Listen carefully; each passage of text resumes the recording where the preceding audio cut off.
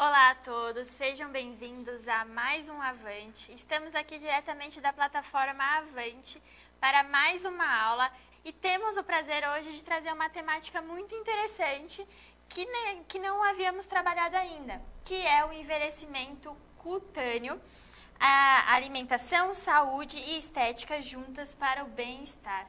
Lembrando que as outras aulas que nem eu havia comentado, as aulas anteriores estão disponíveis na nossa plataforma e assim que vocês quiserem consultá-las, ela está disponível para a gente, tá? Então, para abrirmos nossa aula, vamos fazer um teste aí de como vocês estão sabendo do assunto, da temática desse ano e vamos abrir uma pergunta aí na tela para vocês conferirem. Eu espero que vocês respondam e já já a gente confere.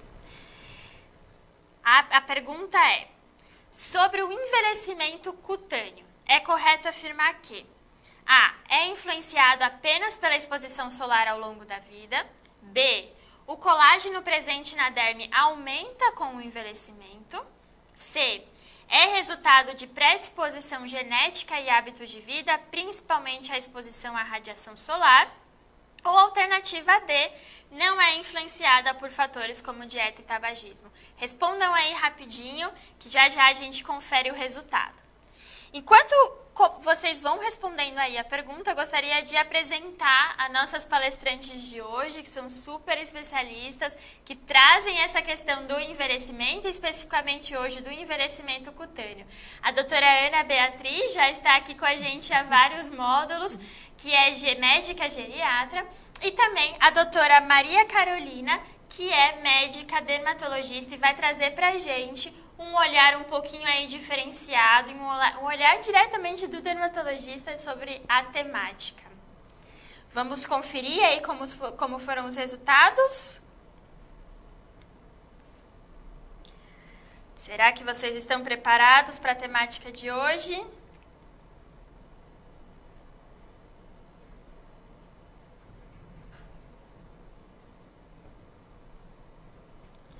Vamos ver, vamos ver.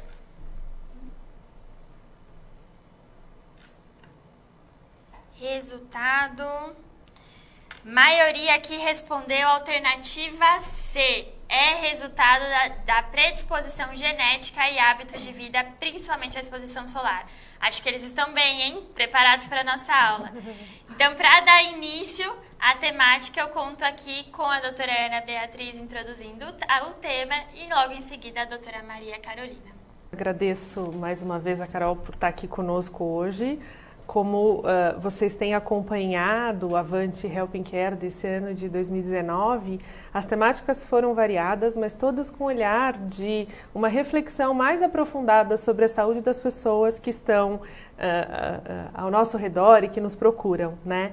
Especificamente hoje, para fechar o ano, falar do envelhecimento cutâneo foi a cereja aqui do nosso bolo de 2019, porque é algo que é muito prevalente nos nossos consultórios, nos hospitais, mas que a gente tem pouco contato. E muitas vezes os dermatologistas e eventualmente cirurgiões plásticos nos ajudam a entender, mas seria interessante se a gente pudesse ir um pouquinho além, ter um olhar mais amplo para poder discutir com os colegas e com as equipes. Então, eu fico muito feliz de poder aprender junto com vocês e agradeço a doutora Carol pela presença, pelo pronto aceite do convite. Vamos aprender juntos ao longo desses minutos, depois discutimos os detalhes e as dúvidas, que eu já tenho um monte também, aí a gente tira juntas. Obrigada, Carol. Muito obrigada pelo convite, é um prazer enorme estar aqui hoje. Então, vamos falar um pouquinho sobre o envelhecimento cutâneo. Bom, o envelhecimento ele é um processo complexo, multifatorial, que vai definir todas as mudanças observadas ao longo da vida. E é na pele que os primeiros sinais do envelhecimento se tornam evidentes. E hoje em dia não só se quer viver mais, como se quer viver melhor. E quando nós falamos de envelhecimento cutâneo, ele pode ser dividido em intrínseco e extrínseco.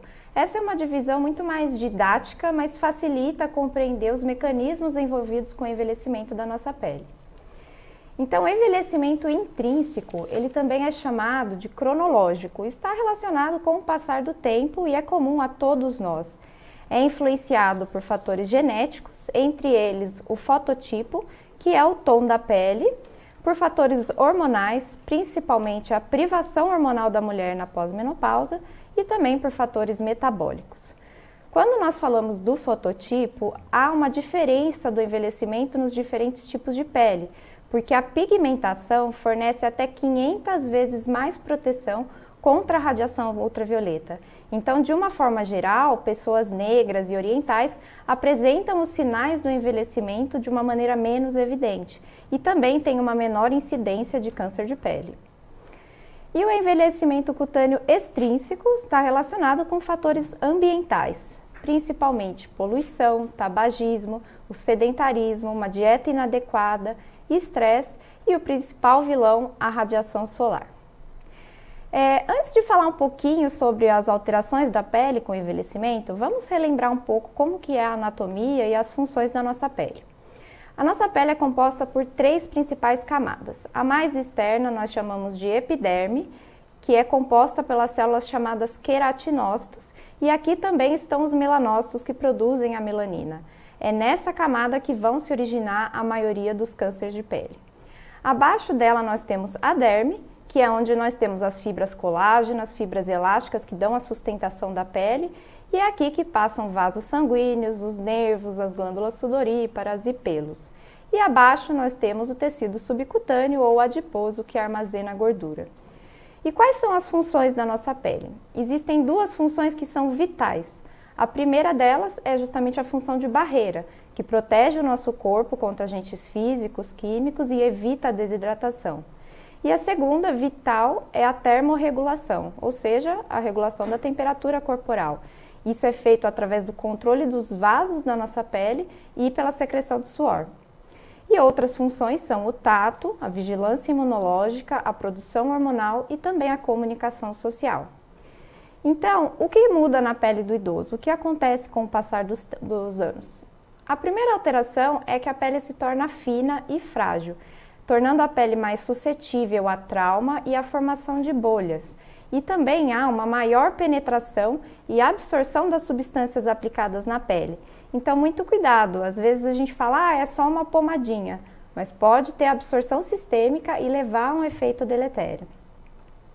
E há um extremo dessa fragilidade que nós chamamos de dermatoporose, que é a síndrome de fragilidade cutânea.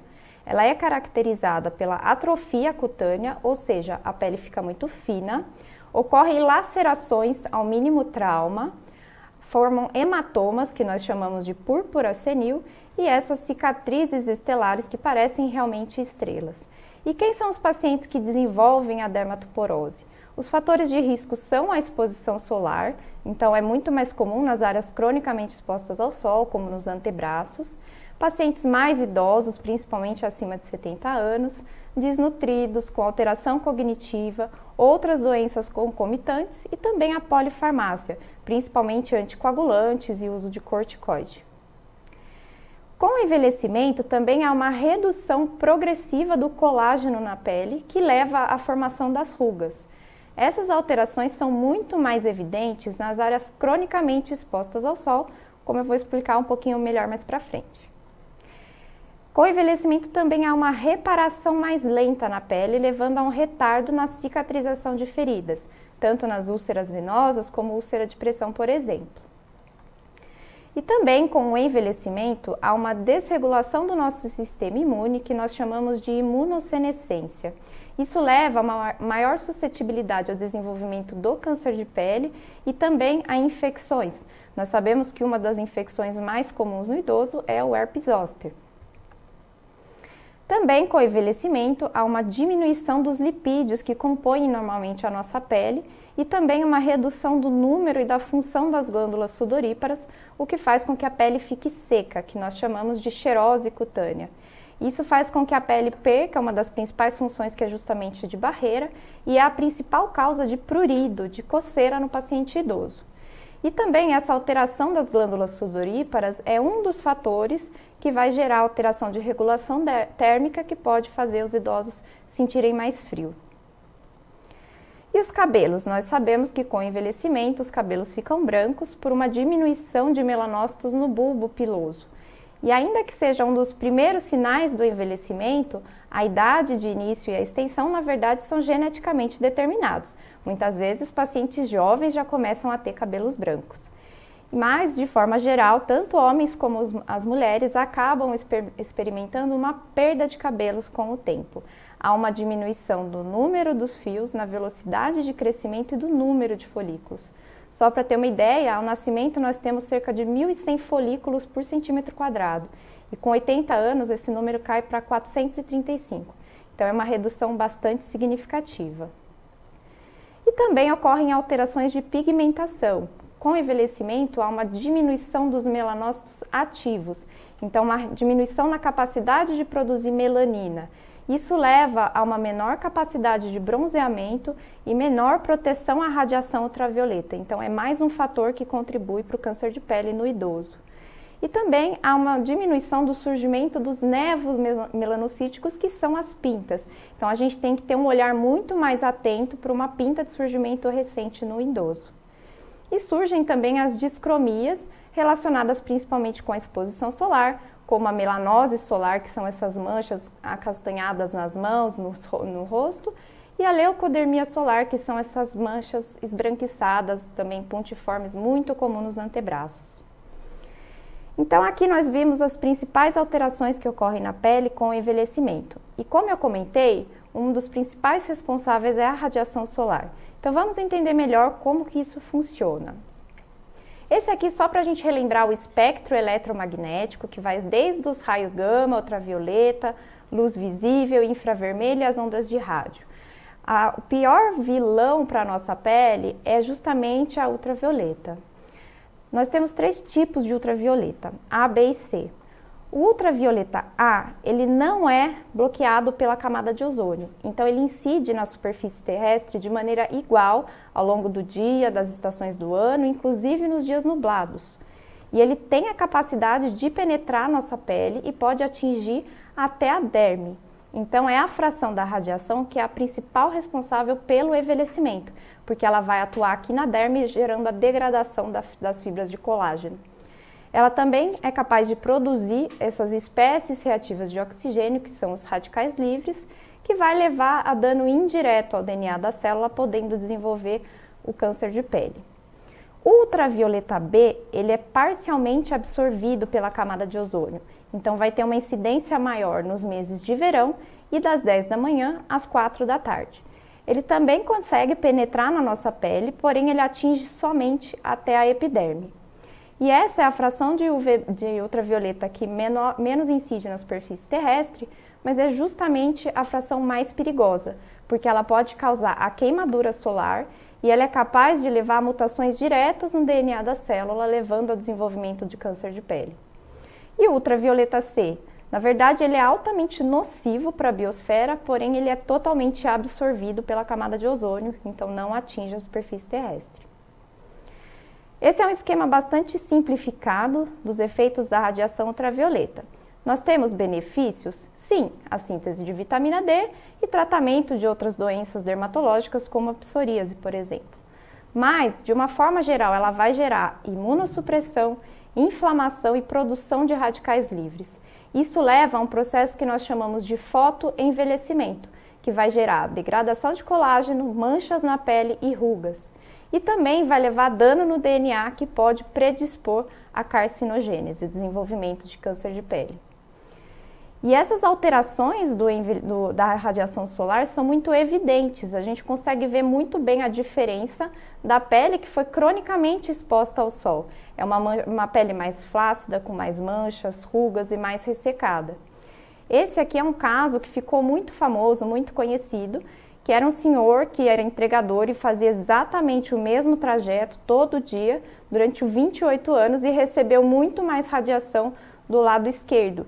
E é nítido quanto essa região envelheceu mais. Bom, mas e a vitamina D nessa história? Nós sabemos que a gente precisa, os benefícios da vitamina D são muito bem conhecidos, né, para o metabolismo ósseo, para a homeostase do cálcio, e nós conseguimos a vitamina D ou pela dieta ou através da síntese cutânea. Mas as fontes alimentares de vitamina D são peixes gordurosos, como salmão, atum e óleo de fígado de bacalhau, que nós não costumamos consumir em grande quantidade. Então, a principal fonte é a síntese cutânea.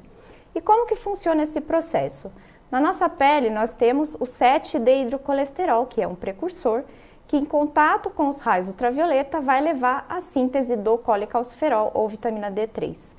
Depois ele vai sofrer uma hidroxilação, uma passagem pelo fígado e outra no rim, até levar à forma que é mais biologicamente ativa. Mas é qualquer raio ultravioleta que leva essa síntese cutânea? Na verdade, não. Na verdade, é o ultravioleta B. Então, é aquela fração mais perigosa que vai levar à produção da vitamina D. Mas e aí? Eu tomo sol, eu não tomo? Que horas? Quanto tempo? Passo protetor? Não passo? Essas são dúvidas muito frequentes. E não é tão simples responder isso, porque na verdade a produção da vitamina D depende de muitos fatores. Depende do país, se é mais ou menos ensolarado, depende da época do ano, depende do tipo de pele. Por exemplo, pessoas de pele negra precisam de uma quantidade maior de radiação. Então, por isso que essas respostas não são tão simples. Mas, em geral, a dose de radiação para produzir vitamina D é baixa. Só para a gente ter uma ideia, tem um estudo que foi feito aqui na cidade de São Paulo, que foi visto que uma exposição não intencional ao ambiente externo, 10 minutos por dia, somente nas mãos e face, foi suficiente para a produção de vitamina D numa pessoa de pele clara. Então, essa exposição não intencional é o tempo que você vai para almoçar, para ir no supermercado. Não é muito tempo. E nós sabemos que a quantidade de UVB antes das 10 da manhã e após as 15 horas é mínima. Então, aquela história de tomar o sol do começo da manhã ou do fim do dia pode não ser a estratégia mais eficiente para a síntese de vitamina D. E o protetor? Na verdade, a maioria dos trabalhos mostra que usar o protetor solar não interfere na síntese de vitamina D. E uma das teorias para explicar isso é que, na verdade, a maioria das pessoas não aplica nem a quantidade e nem a frequência recomendadas. Então, uma pequena quantidade da radiação consegue atingir a nossa pele e já é suficiente para produzir a vitamina D.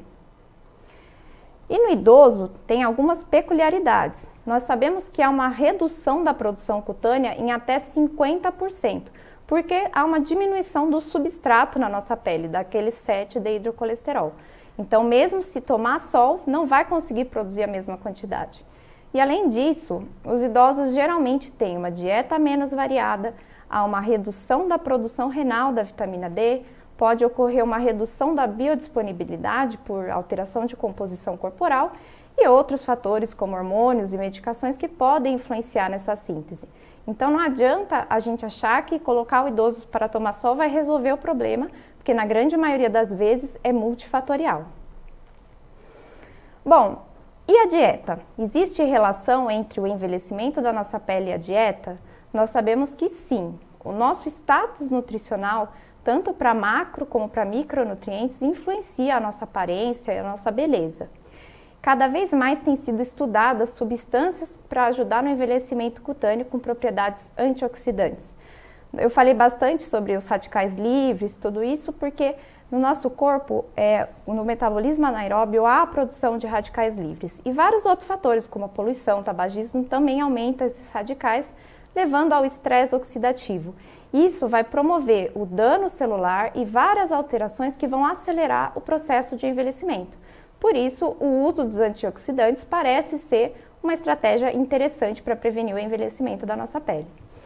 Então, muitas substâncias são estudadas, as vitaminas principalmente, a vitamina C, que é o ácido L-ascórbico, é um potente antioxidante.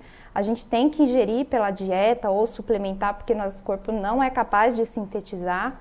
E tem trabalhos tanto na via oral como por via tópica, melhorando o envelhecimento da nossa pele, tanto que ela está presente em inúmeros cosméticos. A vitamina E, que são os tocoferóis, também é um potente antioxidante, que inclusive age em sinergismo com a vitamina C. A vitamina A e seus derivados, que são os carotenoides, principalmente o beta-caroteno, eles não só têm propriedades antioxidantes, como também fotoprotetoras. Então ajudam a proteger a nossa pele da radiação ultravioleta. Os polifenóis também são muito estudados, os flavonoides, que estão presentes em muitas frutas, o resveratrol, que está presente na casca da uva, que se comenta bastante por conta do vinho, a curcumina presente no açafrão, e também a coenzima Q10 é um potente antioxidante cada vez mais estudado, tanto na suplementação como também por via tópica. E cada vez mais existem trabalhos e vitaminas e outras substâncias que são estudadas com propriedades antioxidantes. A melhor forma de obter tudo isso é com uma dieta balanceada, rica em frutas e vegetais, porém cada vez mais existem maneiras de suplementar. E também com relação à dieta, nós sabemos que alimentos com alto teor de açúcar e uma alta carga glicêmica vão levar à produção desses chamados agentes de glicação avançada, que também vão levar à produção de radicais livres e estresse oxidativo, acelerando o processo de envelhecimento. E o colágeno? O colágeno também tem sido cada vez mais estudado. Nós sabemos que ele nada mais é do que uma proteína que vai dar sustentação para a nossa pele. E a partir dos 30 anos nós vamos perdendo progressivamente o colágeno. Então cada vez mais tem sido estudada a suplementação, tanto com colágeno hidrolisado, que é um colágeno que sofreu uma quebra e é mais facilmente absorvido, e principalmente com os peptídeos bioativos de colágeno, que são moléculas ainda mais fragmentadas, de mais fácil biodisponibilidade e absorção. Existem inúmeros tipos de colágeno disponíveis hoje em dia no mercado, e até o momento os trabalhos têm mostrado resultados bastante interessantes com melhora da aparência e da saúde da nossa pele. Ainda precisamos de mais estudos para comprovar essa eficácia e também para padronizar qual seria a melhor forma de suplementação. Bom, agora que eu já comentei as principais alterações, como que nós vamos cuidar da pele do paciente idoso? Quais devem ser os cuidados diários? Então, o primeiro é a hidratação. Como eu comentei, é muito comum a pele ficar seca. E aí é importante a hidratação para manter esse filme protetor na nossa pele. Então, precisamos conscientizar a necessidade da hidratação tópica. Muitas vezes o paciente idoso não gosta de passar creme. É importante a gente orientar o banho e bucha. Então, o banho tem que ser mais rápido, com água morna e evitar o uso de buchas. Preferir sabonetes com emolientes e evitar a aplicação de substâncias irritantes na pele e também de álcool. E a dermatoporose? Todo mundo que lida com paciente idoso, principalmente os institucionalizados, se deparou com a dermatoporose e é muito difícil de lidar com esses casos. É importante a gente evitar arrastar, apertar, porque a pele pode se romper a qualquer momento. Evitar adesivos, então evitar micropor, band-aids, esparadrapo, porque a hora que você retirar, a pele pode rasgar. Então, se precisar fazer um curativo, o mais recomendado é usar uma atadura. E é recomendado também a proteção mecânica de áreas muito frágeis. Então, uma região da pele que está muito fina, prestes a se romper, pode fazer um curativo, ou com atadura, ou com essas malhas tubulares que são pouco traumáticas, ou mesmo com o curativo hidrocoloide, que você pode deixar vários dias ali na região. E também sempre manter essa pele muito bem hidratada e protegida da radiação. Bom, por conta de tudo que eu já comentei, a gente tem que proteger a nossa pele do sol. O ideal é usar um protetor solar contra UVA e UVB. A quantidade recomendada é de 2 mg por centímetro quadrado. Para a gente ter uma ideia, existe essa regra da colher de chá, que na região de cabeça e pescoço, por exemplo, é recomendado 1 colher de chá. A grande maioria das pessoas aplica 1/3 dessa quantidade. E nós temos que aplicar 30 minutos antes da exposição solar e reaplicar a cada 3 horas ou após contato com água ou suor. O FPS recomendado é acima de 30 e a gente tem que abranger o corpo todo, não podemos esquecer de couro cabeludo, orelha, lábios e pés, por exemplo. E por que o FPS recomendado é acima de 30? Esse é um gráfico que mostra a porcentagem de radiação que é absorvida de acordo com o FPS e, como a gente pode ver, não é linear, é um exponencial. E com FPS de 30, 96,67% da radiação é absorvida. Acima disso, esse valor não aumenta tanto, então acima de 30 é suficiente para proteção solar. E além disso, usar roupas, preferir roupas com fator de proteção no tecido, usar chapéus, principalmente com aba grande de 7,5 cm, usar óculos para proteção das pálpebras e também do olho, e ter um comportamento de fotoproteção, então evitar o horário das 10 às 2 da tarde. Lembrar de reflexão, então, por exemplo, na praia, grande quantidade da radiação reflete na areia. E também dos dias nublados, como eu falei, o UVA ultrapassa as nuvens, então até 2/3 da radiação consegue atingir a superfície. Então, como prevenir o envelhecimento da nossa pele? Infelizmente, ainda não existe uma pílula mágica, a gente tem que ter uma dieta balanceada, atividade física, hidratar a nossa pele, proteger da radiação, parar com tabagismo, etilismo e tratar possíveis doenças de base que possam acelerar esse processo do envelhecimento. Então é isso, espero ter esclarecido. Vamos agora para as possíveis dúvidas. Muito bom.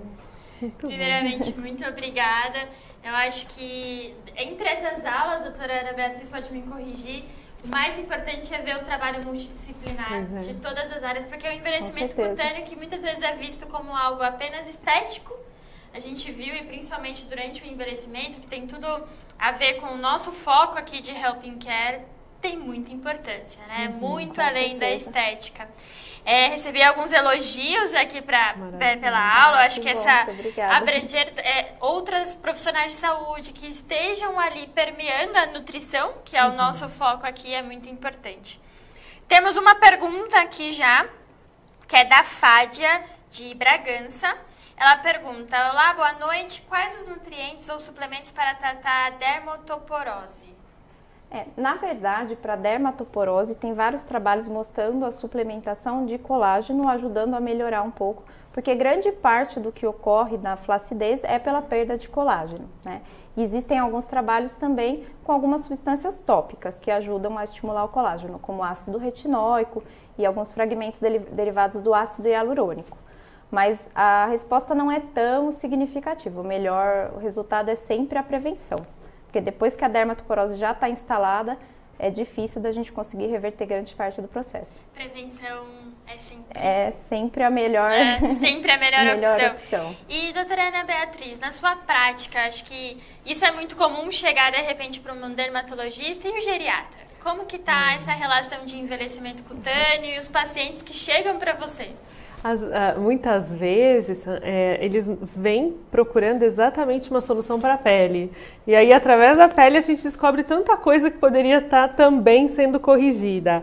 Especificamente, dermatoporose é muito comum em pacientes mais frágeis, né? Como a doutora Carol falou, é a fragilidade da pele. E muito comum em pacientes que têm, enfim, comprometimento cognitivo, maior dependência física, funcional, enfim.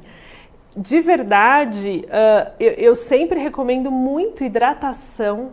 Acho que, e a hidratação não só da pele de uma forma externa, mas também a hidratação por via oral. E aí se você me permitir, vou fazer essa pergunta para a Carol.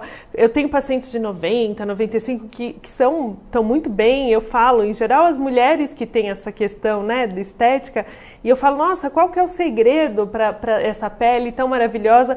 E todas essas pacientes dizem, doutora, sempre bebi muita água. Faz sentido isso ou eu estou acreditando na água, mas não é tudo isso também? Não, na verdade, manter a nossa pele muito hidratada não vai melhorar a produção de colágeno, nada disso, mas com certeza ela preenche as fendas que a gente tem na nossa pele e dá um melhor viço. A pele tem uma aparência com certeza muito mais saudável. Entendi. Né? E é verdade que os cremes de fato são absorvidos numa quantidade muito pequena na superfície, que tem que ter essa junção, hidratação externa com interna. Exatamente, faz sentido. Tem que ter. Tanto que muitos hidratantes têm propriedade que a gente fala de umectante, que ele puxa a água lá da derme. Então tem que ter água de baixo para ele puxar também, né? O hidratante rouba a água que a gente tem que ter, né? Tem que ter. E aí, vou deixar uma frase de fim de ano que a gente fala em geriatria. Sede, pessoal, já é desidratação.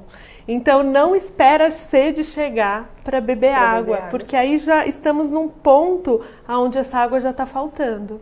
Né? Então, isso é uma dica que a gente fala para os pacientes: se tiver sede é porque já deixou de beber água na hora que tinha que beber.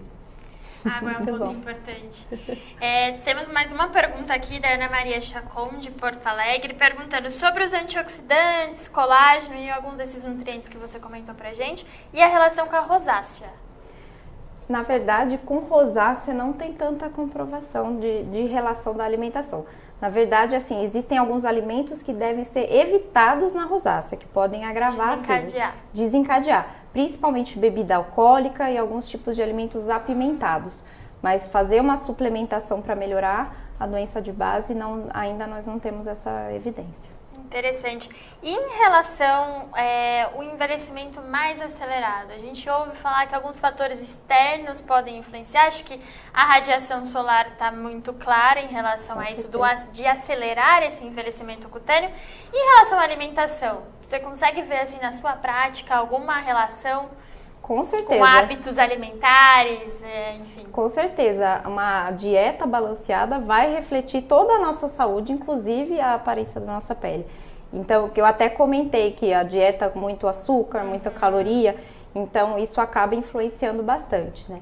Muitas pessoas também comentam, mas a pessoa que é mais obesa, mais gordinha, tem menos ruga. Mas na verdade é por gordura, né? Isso aí. Preenchimento. Exatamente. Depois de uma certa idade, se a pessoa emagrece e ainda não tem colágeno, isso acaba ficando um pouco mais evidente.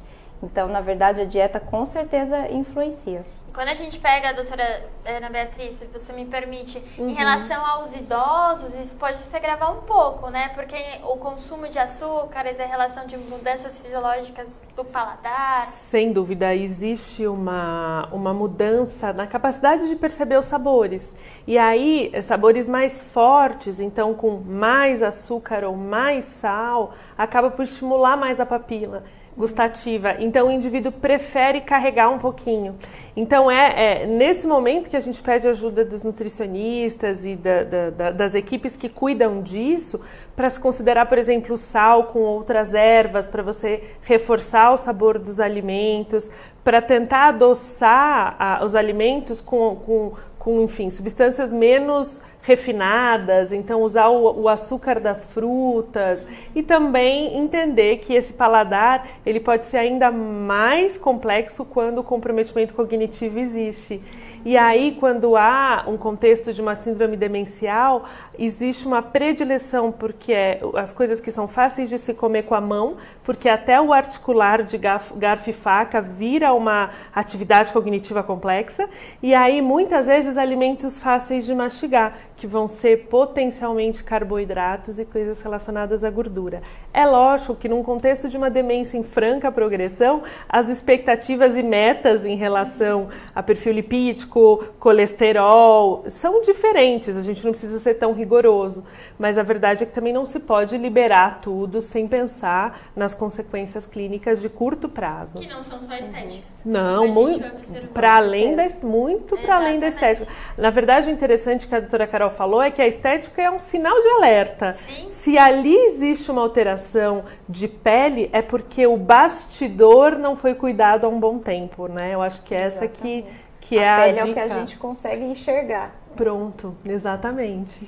E aqui uma última pergunta em relação à psoríase, se existe alguma estratégia, se vocês já ouviram de falar de alguma estratégia nutricional para isso também, pode comentar, claro, cutânea, alguma estratégia farmacológica. Na verdade, de suplementação alimentar, não, ainda não tem relação, evidência de se a alimentação influencia na psoríase. Tem vários outros fatores que a gente já sabe, muitas outras formas de tratamento, mas com essa relação nutricional ainda não. Algum comentário, Ana? Eu sempre ouvi falar do sol como um potencial protetor ou de melhora de lesão, faz sentido? Sim. Isso, de psoríase. Que eu até comentei que é um dos efeitos benéficos, né? Na verdade, um dos efeitos da radiação ultravioleta é gerar uma imunossupressão da nossa pele. Isso ali, para algumas doenças específicas que geram muita inflamação, isso vai acabar sendo eficiente. Então, a psoríase responde muito bem a exposição solar, existem alguns tipos de linfomas que nós tratamos com fototerapia, né? E isso existe uma máquina que a gente faz a fototerapia, que a gente pega uma fração específica da radiação ultravioleta, existem duas formas, mas é uma fração específica que a gente usa para fazer o tratamento e é pouco tempo de exposição. Um grande problema são pacientes que às vezes têm câncer de pele e psoríase. Aí a gente... O cobertor fica curto. Fica curto. Cobertor curto é um clássico na Do geriatria. idoso, isso que eu ia falar, né? Se a gente fala e sempre acaba caindo. Por isso que o individualizar das Sim. condutas é fundamental. O produto que eu uso vai ser diferente do que vocês usam. E aí a necessidade de se considerar o trabalho em equipe e a avaliação individualizada, né? Toda assistência à saúde, por definição, é individualizada. Muito bom. Acho que ficou uma mensagem-chave final legal da aula de hoje. O envelhecimento cutâneo vai muito além da estética e a gente tem estratégias aí diversas de acordo com os fatores externos que estão influenciando para combater isso. Muito obrigada pela excelente aula aí de vocês.